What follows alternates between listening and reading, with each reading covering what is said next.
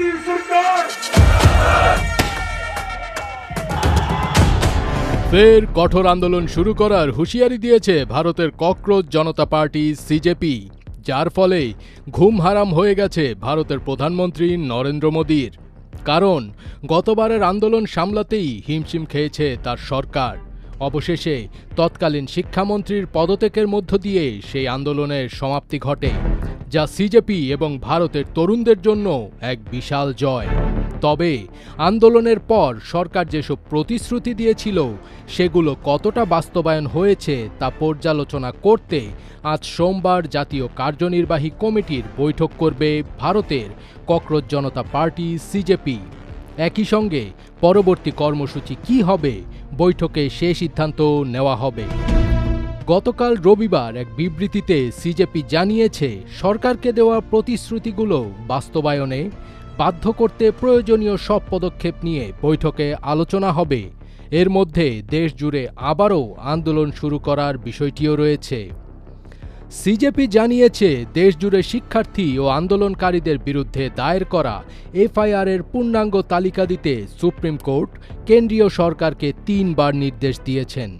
এই তালিকা পেলে সংবিধানের 142 অনুচ্ছেদের আওতায় আদালত বিশেষ ক্ষমতা ব্যবহার করে মামলাগুলো একসঙ্গে বাতিল করতে পারতেন বলে দাবি করেছে দলটি।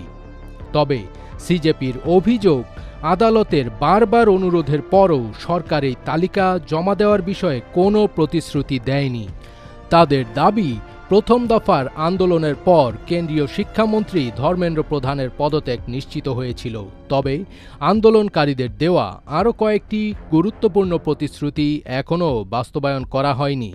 দলটি বলছে, এসব প্রতিশ্রুতির অগ্রগতি জানতে সরকারের প্রতিনিধিরা এখনও আনুষ্ঠানিকভাবে তাদের সঙ্গে কোনো যোগাযোগ করেননি। সিজেপির উত্থাপিত দাবিগুলোর মধ্যে রয়েছে আন্দোলনকে কেন্দ্র করে দায়ের করা সব এফআইআর প্রত্যাহার বা বাতিল করা। একই সঙ্গে শান্তিপূর্ণ আন্দোলনকারীদের বিরুদ্ধে ভবিষ্যতে কোনো শাস্তিমূলক ব্যবস্থা নেওয়া হবে না, এমন নিশ্চয়তা চায় সংগঠনটি। এছাড়া মৃত ভুক্তভোগীদের পরিবারের জন্য সম্মানজনক ক্ষতিপূরণ দেওয়ার লিখিত নিশ্চয়তাও চেয়েছে সিজেপি। দলটির ভাষ্য, সরকারের আশ্বাসের ওপর আস্থা রেখে গত জুলাইয়ে তারা আন্দোলন স্থগিত করেছিল, কিন্তু এখনও পর্যন্ত সব প্রতিশ্রুতি পূরণ না হওয়ায় তাদের মধ্যে ক্ষোভ তৈরি হয়েছে। সিজেপি বলেছে, আগেরবার আন্দোলন থেকে সরে দাঁড়ানো ছিল তাদের সদিচ্ছার প্রমাণ। সংগঠনটি বলছে, আমাদের সদিচ্ছাকে দুর্বলতা হিসেবে দেখা যাবে না। পরিপূর্ণ আন্দোলন শেষ করার জন্য সরকার প্রতিশ্রুতি দেবে, আর রাস্তাঘাট ফাঁকা হয়ে যাওয়ার পর সেই প্রতিশ্রুতি থেকে বেরিয়ে যাওয়ার চেষ্টা করবে। এভাবে একটি পুরো প্রজন্মকে অপমান করতে আমরা দেব না।